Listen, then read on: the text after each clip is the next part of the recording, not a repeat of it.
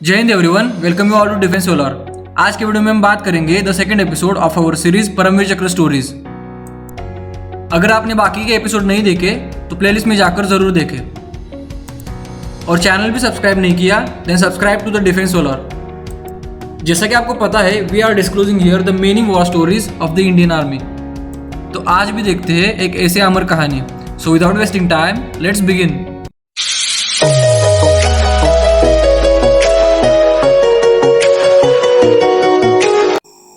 13th of October 1948।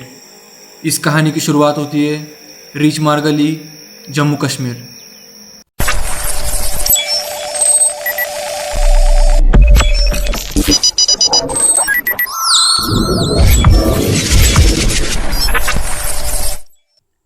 Trenches में अपनी position बनाया हुआ सिख सोल्जर धीरे धीरे बाहर देखने लगता है। उसे दिखता है कि सामने से बड़ी तादाद में दुश्मन आ रहा है।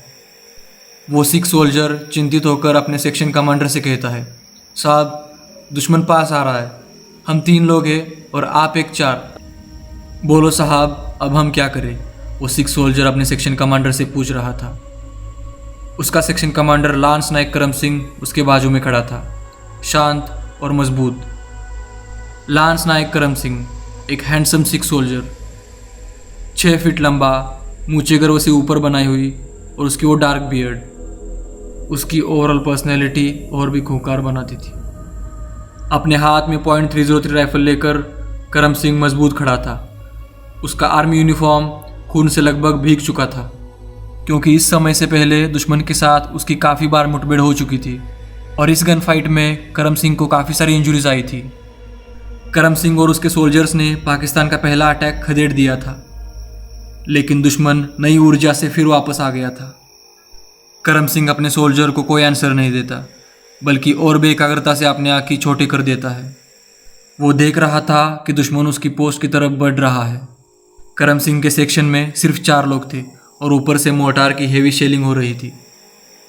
सभी सोल्जर्स इंजर्ड थे और अपना खून बहा रहे थे क्योंकि इससे पहले उन्हें दुश्मन के हेवी फायर में गोलियां लगी थी और ऊपर से शेलिंग की वजह से पत्थर के छिलके उन्हें जख्मी कर रहे थे। करम सिंह अपनी राइफ़ल की तरफ देख रहा था, लेकिन उसे पता था कि ये राइफ़ल दुश्मन के लिए काफ़ी नहीं। और ऊपर से करम Singh was running out of ammunitions, यानी कि उसकी गोलियां ख़त्म हो रही थी। ऊपर से मोर्टार का कंटिन्यूस शेलिंग हो रहा था, इसलिए वो 4 लोग अपनी पोजीशन छोड़कर मेन कंपनी के साथ नहीं जा सकते थे। उनकी मेन कंपनी दूर पीछे थी। करम सिंह अपना बैकपैक चेक करता है और अंदर से ग्रेनेड निकालता है। अपने दांतों से उसकी पिन निकालता है और जोर से अपना हाथ घुमाकर उसे दुश्मन की तरफ फेंकते हुए अपना युद्ध घोष बोलता है, जो बोले सो निहाल, सत श्री अकाल। इस बॉडी मूवमेंट की वजह से करम सिंह का शरीर दर्द से भर उठता है, लेकिन वो उसकी आंखें, वो तेज तर्रार आंखें बनी रहती है उस ग्रेनेड की तरफ। वो ग्रेनेड जो दुश्मन की तरफ अपने हवा में रास्ता बनाते हुए जा रहा था। दुश्मन की पहली लाइन सामने से दौड़ते हुए आ रही थी। वो ग्रेनेड ठीक उनके सामने जाके लैंड करता है और रीचमार गली में बड़ा धमाका हो जाता है। पलक झपकते ही दुश्मन जमीन पर ढेर हो जाता है। कुछ मारे जाते हैं, कुछ डर से चिल्लाते रहते हैं और कुछ अपना संतुलन खो बैठते हैं। And enemy second line of attack got destroyed there only. इतना सब होने के बाद ही करम सिंह काफी देर बाद अपने साथियों की तरफ देखता है। थकान से भरे और मिट्टी से लिपटे हुए वो चेहरे, उनकी तरफ देखकर करम सिंह एक हल्की स्माइल देता है और उसी स्माइल के साथ बोलता है, अगर हम लड़ते हुए मर गए तो हमेशा के लिए याद रखे जाएंगे। हमारे पीछे काफ़ी लोग हैं जो हम मरने के बाद फाइट कंटिन्यू कर सकते हैं। करम सिंह का आवाज़ गंभीर बन चुका था और इसी के साथ करम सिंह फिर एक बार अपना बैकपैक खोलता है, उसे एक ग्रेनेड और निकालता है और बचे हुए दुश्मन पर फिर एक बार एक ग्रेनेड फेंकता है और एक ब्लास्ट का आवाज़ रीचमार गली में झूम उठता है। 13th of October 1948 सुबह 6 बजे उनकी कंपनी पर पाकिस्तान से डू और डाई अटैक होता है। 1948 की जंग में ये पाकिस्तान का आखिरी अटैक था। इससे पहले पाकिस्तान काफ़ी ज़्यादा इलाका इंडियन आर्मी से हार चुका था और वही इलाका कुछ भी हो जाए कैप्चर करने के लिए पाकिस्तान का ये लास्ट अटैक था। दुश्मन की तादाद काफ़ी ज़्यादा थी। करम Singh and his company was totally out numbered, लेकिन करम सिंह और उनकी कंपनी दुश्मन के डर से पीछे हटने के लिए तैयार नहीं थे। वही दुश्मन जो टीतवाल सेक्टर और रीचमार गली वापस कैप्चर करना चाहता था और आगे जाके श्रीनगर पे अटैक करने वाला था। The enemy soldiers were coming in wave after wave. दुश्मन की एक के बाद एक लहर आ रही थी और उनके इरादे थे वन सिख कंपनी की आउटपोस्ट कैप्चर करना। उनमें से पहला अटैक हुआ था सुबह 6 बजे और दूसरा हुआ था सुबह 9:30 पर। लेकिन मजबूत सिख कंपनी ने दोनों अटैक डिस्ट्रॉय कर दिए थे।